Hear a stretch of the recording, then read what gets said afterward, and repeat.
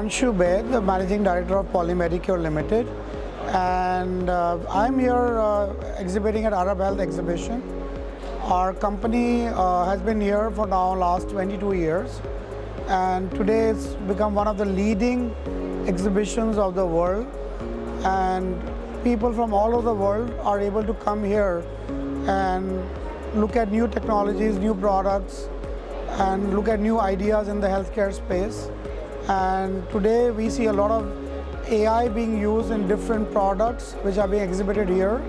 A lot of technology which is now new technology which has been shown is also based on AI. And healthcare is going through a new revolution, and Arab Health is providing the right platform to the industry and the users to communicate with each other and look at new opportunities in this space.